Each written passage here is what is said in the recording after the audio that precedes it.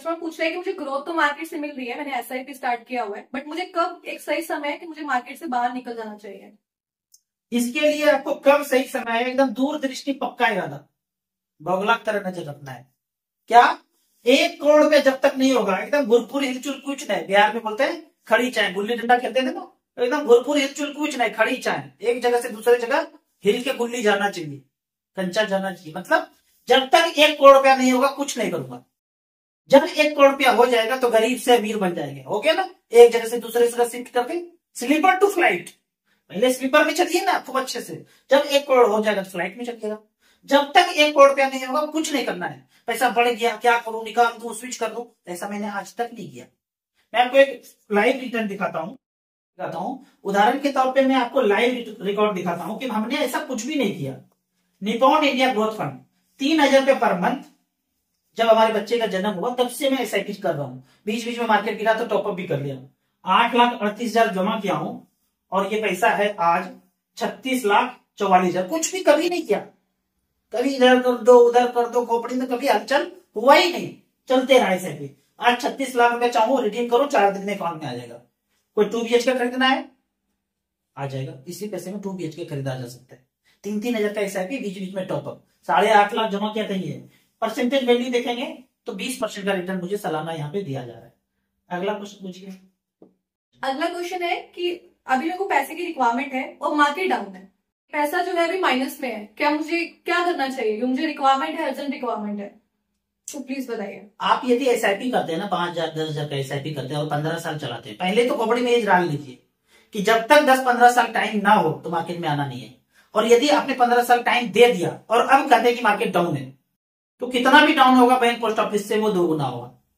मान लेते हैं कि आपने 15-15 हजार का एसआईपी किया और 15 साल में या 12-13 साल में 1 करोड़ हो गया, और जब मार्केट में निकालने गए 10% गिर गया, मार्केट 90 लाख हो गया, तो क्या फर्क पड़ता है? 1 करोड़ तक गया था, 10% गिर गया, 90 लाख बचा है, वही निकाल लेंगे। ये जो एक लालच है ना, इतना बढ़ा था और उससे कम हो गया, अब हम नहीं निकाल पा रहे हैं, जिंदगी में कभी नहीं निकाल पाइएगा, क्योंकि मार्केट में रोज हलचल हलचल होते रहता है। आप जब निकालने जाएंगे कहेंगे लाइफ टाइम हाई तो मेरा 5 लाख ज्यादा था, अब कम है, तो फिर कभी नहीं निकाल पाइएगा। पैसे का पहाड़ बन जाएगा, ऊपर चले जाएंगे, पैसा वही मार्केट में रह जाएगा। 5-10% मार्केट को हमेशा छम में है, गिर गया कोई बात नहीं, इतना ही गिरेगा। अच्छा, बड़ा गिरावट गिर जाए, 50% गिर गया, 1 करोड़ से 50 लाख हो गया, वो कब गिरेगा पता है? जब आप घर के अंदर बंद होंगे, मुंह पे पट्टा लगा होगा और कोई कहेगा मोबाइल रिंगटोन से सब कुछ खत्म होने वाला है धरती, तो वैसा धरती जब रिंगटोन बजेगा तो कुछ नहीं करना है, थोड़ा सा इंतजार कर लेना है 5-6 महीने, फिर share market life time high हो जाएगा। वैसा गिरावट फ्यूचर में आना मुश्किल है, क्योंकि जो भी षड्यंत्र चलता है मार्केट गिराने का, वो भंडाफोड़ अब पहले हो रहा है, क्योंकि लोग भूतकाल के बाद जाग चुका है। 10 करोड़ लोग हैं कि पहले पता चल जाता है कि करना क्या चाहता है, इसीलिए मार्केट में आप बड़ा गिरावट आप नहीं देखेंगे। तो डरिए मत, एसआईपी में इन्वेस्ट करते रहिए, छोटे छोटे अमाउंट से इन्वेस्ट कीजिए। 15 साल के बाद यकीन मानिए आप फाइनेंशियल फ्रीडम पा लीजिए। अब एक उदाहरण और लीजिए कि आपने 5 लाख का कोई प्लॉट खरीदा था और वो 25 लाख का हो गया, जब बेचने गए तो बोला कि 20 लाख ही मिलेगा, तो अब क्या करेंगे? थोड़ा इंतजार करेंगे ना, इंतजार करेंगे तो फिर 25-26 का हो जाएगा। जब 25-26 का हो जाए, या फिर बोलेगी नहीं मैं 15 लाख में लूंगा, पूरा हाहाकार चल रहा है, तो वेट करेंगे। उसी तरह से म्यूचुअल फंड में भी बहुत ही नीड है तो बेच देंगे, बेचने के बाद भी आपको 12-13-14% का रिटर्न मिलेगा। ऐसा नहीं कि स्मॉल कैप में 15 साल पैसा लगाया और एफडी से भी कम रिटर्न मिलेगा। अगर ऐसा हुआ तो बैंक पोस्ट ऑफिस सब दिवालिया कर जाएगा, क्योंकि उसने भी पैसा मार्केट में ही लगाया है। एक बेसिक सा क्वेश्चन है कि एसआईपी और एसईपी में क्या डिफरेंस है? एसआईपी म्यूचुअल फंड में सिस्टमेटिक इन्वेस्टमेंट प्लान, आपने म्यूचुअल फंड में पैसा लगाया, 1,000 दिया, फंड मैनेजर ने 50 कंपनी पैसा लगा दिया, 1,000 रुपया भी आपका 50 कंपनी में डाइवर्सिफाइड हो गया।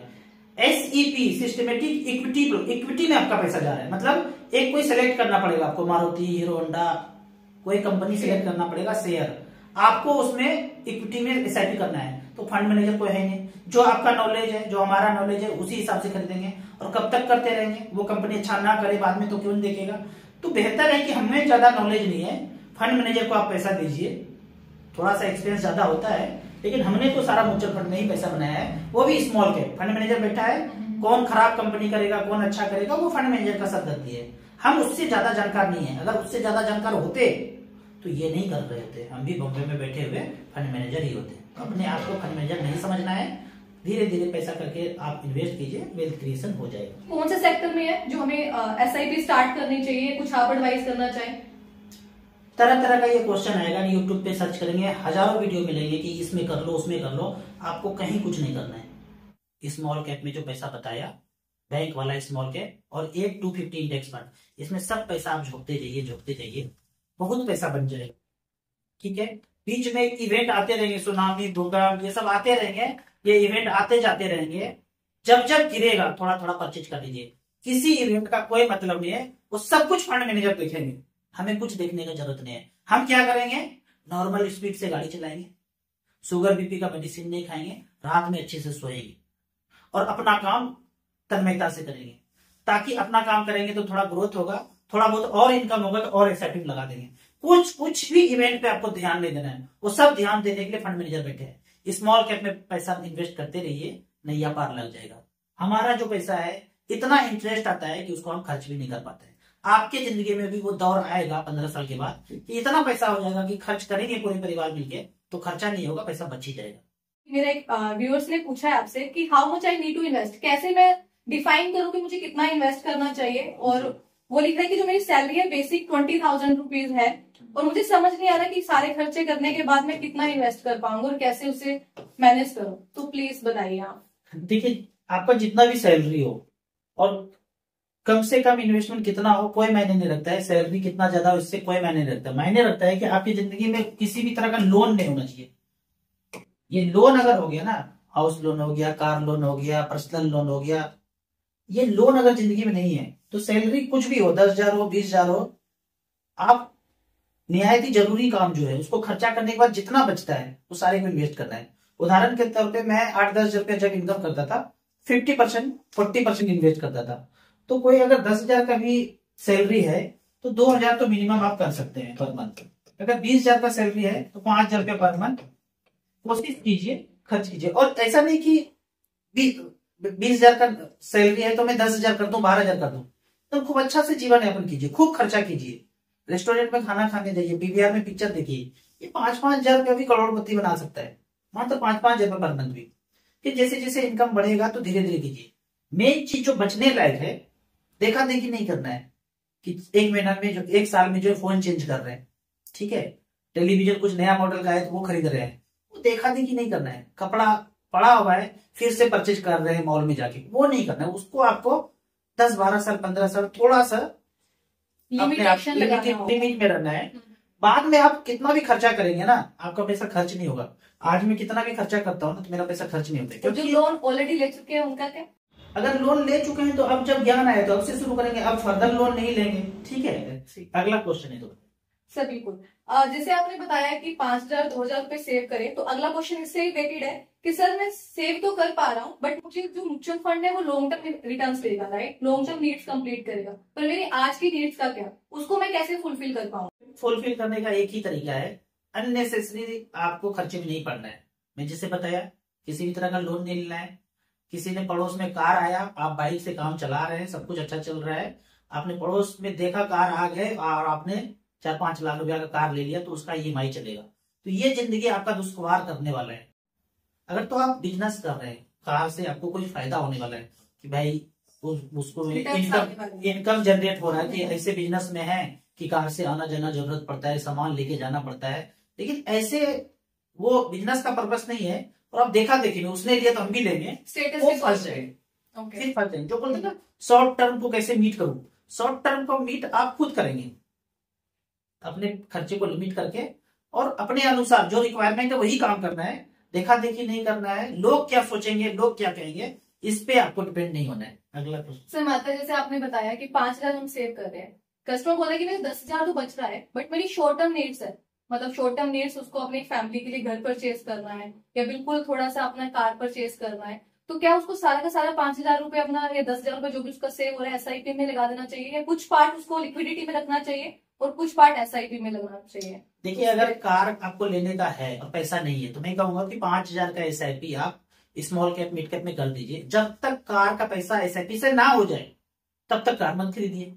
मान लीजिए 5-5 हजार का SIP किए, 4 साल लगा 5 साल लगा और पैसा हो गया, 4-5 लाख रुपए एक्यूमुलेट हो गया, फिर कार खरीद लीजिए, डाउन पेमेंट कीजिए, ले लीजिए। ईएमआई पे नहीं लेना है। ईएमआई का मतलब है कि आप अपने फ्यूचर को बेच करके किसी के हवाले आप अपने जीवन को कर रहे हैं, फ्यूचर को सेल करके वो चीज परचेज कर रहे हैं, वो नहीं करना है। वो अगर करेंगे तो फिर 90% के लोगों में आ जाएंगे, वो बेचैनी रहेगा, गाड़ी 80 की स्पीड से चला रहे हैं, 120 की स्पीड से चला रहे हैं, क्योंकि बीच तो करना है ना, जीवन यापन भी करना है और जो लोन लिए उसको भी पूरा करना है, तो गाड़ी तो ज्यादा स्पीड से चलाना पड़ेगा। हमने कभी गाड़ी स्पीड से चलाया नहीं, क्यों? कोई लोन ही नहीं था, अपना रिक्वायरमेंट था, धीरे धीरे चलते रहे, काम पूरा होता गया। तो इस तरह से करके शॉर्ट टर्म नीड आपको अचीव करना है, तो बाकी झंझट में नहीं पड़ेंगे। तो इतना पैसा होता है एक आदमी के जीवन में कि शॉर्ट टर्म नीड अपने आप फुलफिल होते रहता है। हमारे तो बच्चे भी जल्दी जल्दी हो गए, छोटे एज में ही, मतलब शादी किया 21-22 में, 2 बच्चे हो गए 2 साल के बाद, तो सब कुछ होता चला गया। ऐसे नहीं कि 10,000 की सैलरी में सब कुछ होता चला गया, पर वो फालतू का खर्चा नहीं था।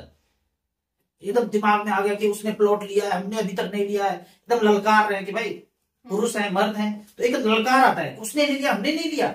अब ये जो ललकार है ना, अंदर से जो आएगा अहंकार, उसने लिया, हमने नहीं लिया, बस आप पछेड़े में पड़े गए, बैंक 12% के लोन पे ईएमआई लिए, जिंदगी का सारा पैसा वहीं चला जाएगा, कोहलू के बैल की तरह तीसते रह जाएंगे। कोई बिल्कुल देखा देखी नहीं करना है, हमने कभी देखा देखी नहीं किया।